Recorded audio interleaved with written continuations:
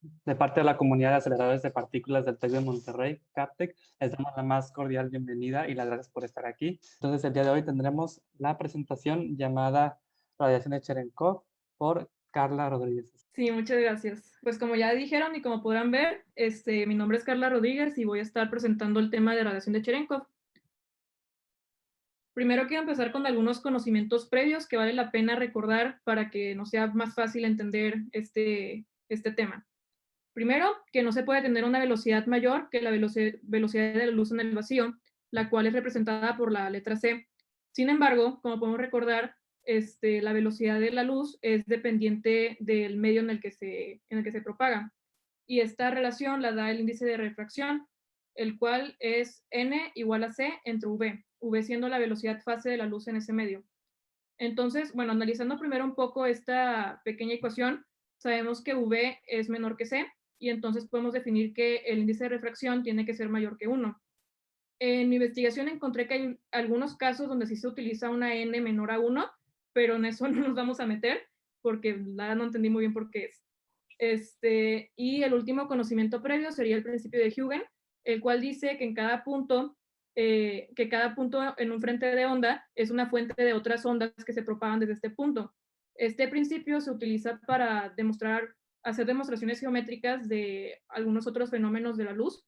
Por ejemplo, aquí en esta imagen sería la refracción de la luz.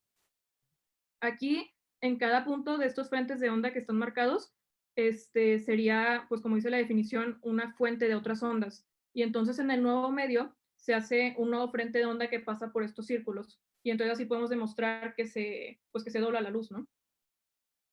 Entonces ahora sí, ¿qué es la radiación de Cherenkov? Como mencioné en la diapositiva anterior, la velocidad de la luz depende del medio y siempre es menor que la velocidad de la luz en el vacío.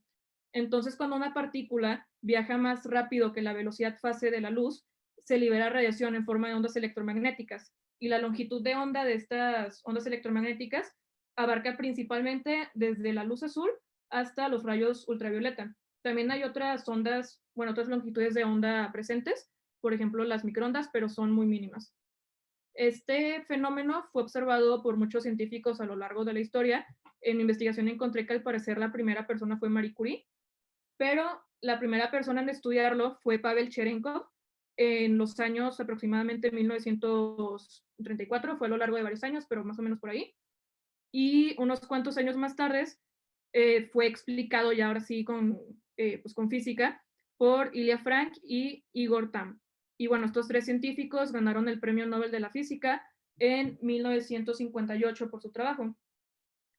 Aunque la radiación de Cherenkov es un fenómeno de la luz, muchas veces se hace una analogía con el boom sónico que ocurre cuando una aeronave sobrepasa la velocidad del sonido. De hecho, se hace esta misma forma cónica de la que voy a hablar un poco más adelante, está bastante interesante. Entonces, ahora sí, ¿cómo se produce esta radiación? Cuando una partícula cargada, puede ser un electrón, se mueve en un medio eléctricamente polarizable, también se le conoce como medio dieléctrico, y no lo puse en esta presentación, pero el medio también tiene que ser ópticamente transparente, como por ejemplo el agua. Entonces, cuando ocurre esto, las moléculas del medio se excitan y al regresar a su estado energético original, se emite radiación electromagnética, que pues viene siendo la luz azul o los rayos UV que podemos observar. Esto ocurre debido a que el campo eléctrico de la partícula modifica el acomodo de electrones de los átomos del medio. Esto no lo podemos imaginar en un cuerpo de agua, están los átomos ahí pues dispersos y entra un electrón, una partícula cargada, y entonces pues hay una interacción entre el electrón y los átomos, y entonces los electrones de este átomo se van acomodando de acuerdo a la posición del electrón que está incidiendo.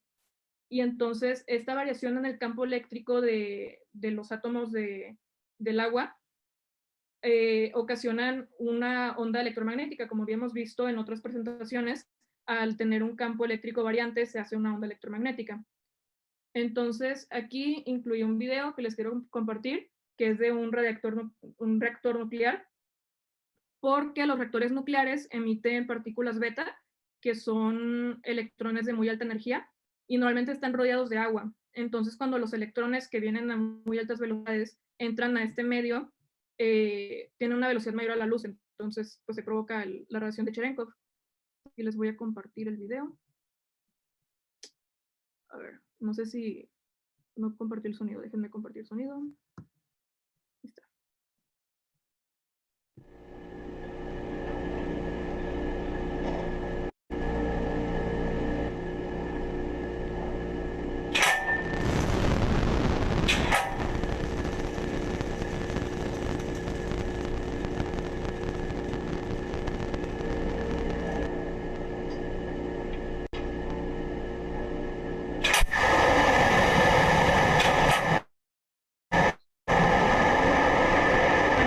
Aquí fue cuando fue dos momentos diferentes en los que prendieron el radiador, el reactor, y esta luz azul sería la radiación de Cherenkov.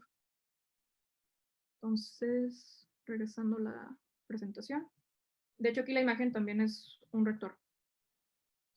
Entonces, bueno, quise incluir aquí algunas ecuaciones que se utilizan para, pues, describir este efecto. Primero, la partícula cargada debe cumplir con esta condición. Beta tiene que ser menor a 1 sobre el índice de refracción del medio, donde beta es conocido como la velocidad fase de la partícula y se calcula con la velocidad de la partícula entre la constante c. Entonces, pues viendo un poco estas dos ecuaciones, podemos ver que mientras más pequeña sea el índice de refracción, mayor tiene que ser la velocidad de la partícula. Esto, si lo pensamos, tiene sentido, porque mientras más pequeño es el índice de refracción, más rápido va a estar viajando la luz en ese medio, y por lo tanto, para que la partícula sobrepase su velocidad, también tiene que ser mayor. Aquí, esta ecuación de abajo es relacionando la velocidad fase de la partícula con su energía cinética. Y esta ecuación es importante porque se puede encontrar cuánta energía le tienes que dar a las partículas para que se pueda observar este fenómeno. Esto se logra utilizando esta ecuación y sustituyendo acá en la condición que se tiene que cumplir, y pues haciendo un simple despeje para E y pues sustituyendo los valores necesarios. Aquí, esta tabla que puse aquí fue para ilustrar dos cosas principales. Bueno, la tabla lo que está mostrando relaciona diferentes medios con su índice de refracción y luego con la energía mínima necesaria para que en esas tres partículas diferentes se pueda observar la relación de Cherenkov. Entonces aquí lo primero que podemos observar es que a menor índice de refracción, mayor energía le tienes que dar a la partícula. Esto es consistente con lo que había dicho anteriormente, de que mientras menor sea el índice de refracción, mayor tiene que ser la velocidad de la partícula, porque pues la velocidad es directamente proporcional a la energía cinética. Otra cosa interesante que podemos ver es que mientras más masa tiene la partícula cargada, también más energía mínima necesaria es la que vas a necesitar. Y esto también tiene sentido porque pues una partícula con más masa es más difícil empezarla a mover y que llegue a estas velocidades.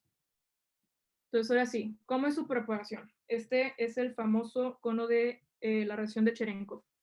Esto se explica con el principio de Huygens, ya que la luz se está propagando como ondas esféricas a la velocidad fase de la luz en el medio.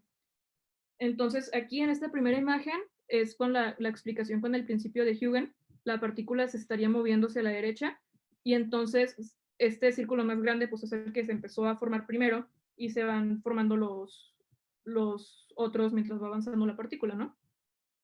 Entonces, haciendo una línea que junte estos círculos, se hace el frente de onda. Es importante recordar que el frente de onda no es lo que estamos viendo. Lo que estamos viendo son los rayos, los cuales siempre son perpendiculares al frente de onda. Entonces, bueno, se ve mejor en esta imagen, en 3D. Lo que estamos viendo aquí, pues como una figura sólida, viene siendo el frente de onda, y lo que estaríamos viendo con nuestros ojos serían los rayos. Aquí podemos ver que este cono lo define un ángulo teta. Este ángulo teta es una función del índice de refracción y de la velocidad fase de la partícula. Y aquí pongo cómo es esa relación, que es el coseno de ese ángulo teta, es igual a 1 entre beta por n, recordando que el n es el índice de refracción, beta es la velocidad fase de la partícula, que viene siendo v entre c, y con esto nos podemos dar cuenta de que a mayor sea la velocidad de la partícula, mayor va a ser el ángulo que va a tener este cono que vamos a ver nosotros. Y esto se puede mostrar también con el principio de Huygens, porque mientras más rápido va la partícula, más separados van a estar los círculos. Y entonces el ángulo resultante de los rayos se va a hacer también mayor. Bueno, aquí tal vez no se pueda observar bien, pero pues es lo que ocurre. Esta ecuación que está aquí medio complicada y fea, es para poder determinar cuántos fotones van a ser emitidos. Aquí alfa es una constante, no estoy muy segura dónde sale, pero esa constante es 1 sobre 137, sí, 1 sobre 137, y lambda define el rango del espectro que se va a observar. Beta máxima sería la velocidad fase inicial de la partícula, porque como ya sabemos va perdiendo velocidad, y el límite superior de la integral sería la condición que tiene que cumplir para que se observe el fenómeno. N pues, es el índice de refracción y L sería el camino que toma la partícula. Esta ecuación fue propuesta por Belker y aquí es asumiendo que el índice de refracción es el mismo para todas las longitudes de onda. Se me olvidó mencionarlo antes, creo, pero el índice de refracción normalmente lo tratamos como una constante para el medio.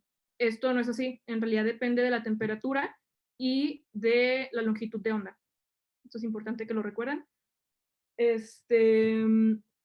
Bueno, esto es para algunos casos especiales, pero por ejemplo, para el caso del reactor nuclear no se puede usar esta ecuación, ya que en el reactor nuclear lo que estaría produciendo la reacción de Cherenkov son partículas betas y su emisión pues tiene que ver con probabilidad. Entonces la ecuación que se utiliza para determinar cuántos fotones se van a emitir, en ese caso, pues es más complicada. Ahora sí, algunas aplicaciones. Voy a mencionar 3 aplicaciones. La primera es la de en los detectores de partículas. Aquí puse primero una foto del experimento ALICE, que está pues en el CERN. Está muy bonito. Y aquí puse 2 ejemplos diferentes de algunos gráficos que se utilizan para pues hacer este tipo de análisis. Aquí el primero, que pues es del experimento ALICE precisamente, podemos ver que hay curvas específicas dependiendo de la partícula que se trate. Esto, pues, dependiendo de algunas propiedades que tienen estas partículas, como por ejemplo su masa. Esta curva sería la del pión, esta la del carbón, esta la del protón. Y esta es otra representación gráfica diferente. También podemos ver que pues, tiene una forma particular dependiendo de la partícula de la que se trata. Esta es la del muón, esta es la del electrón. Y bueno, una de las formas que, bueno, de muchas formas se puede determinar la partícula, son muchos aspectos a considerar. Se utilizan sensores para hacer este tipo de gráficos y también algunas partículas no se alcanza a formar todo el cono de Cherenkov porque como tienen, por ejemplo, mayor masa, pierden velocidad más rápidamente y entonces no se forma completamente el cono. Y dependiendo de qué tan formado esté, es de qué partícula se trata y también de su ángulo. Entonces ahí está medio complicado el análisis, son varias cosas a considerar, pero pues más o menos con este tipo de gráficos. La segunda aplicación es Cherenkov Imaging. Esto se utiliza en el área de la medicina para ayudar a visualizar la cantidad de radiación que llega al tejido. Y esto es un análisis casi en tiempo real. Como había mencionado, el efecto, bueno, la radiación Cherenkov ocurre en medios ópticamente transparentes. Claramente el tejido no está formado únicamente de este tipo de medios. Entonces, por lo que entendí del artículo, utilizan simulaciones Monte Carlo para hacer proyecciones. Ahí si a alguien le interesa puede leer más, están mis referencias. Y el último es la detección de neutrinos. Podrán preguntarse por qué hay una diapositiva especial para la detección de neutrinos y ya había una de partículas, y es que el neutrino es un caso especial porque son muy difíciles de detectar, porque tienen poca masa y tienen carga neutra. Y entonces hacen estos detectores especiales. Este es un ejemplo, es el SuperK o Super Kamiokande, que es un detector bajo tierra. Entonces, como no tiene carga esta partícula y la radiación Cherenkov ocurre cuando la partícula tiene carga, aquí incluí un gráfico de más o menos cómo se ayuda a detectarlo, y es que el neutrino choca con algún átomo y entonces ambos se descomponen en otras partículas. Entonces aquí en el diagrama, en este caso, el electrón alcanzó una velocidad pues mayor a la de la luz en ese medio, y entonces se pudo observar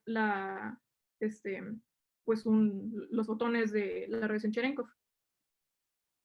Y pues eso es todo. Aquí están mis referencias.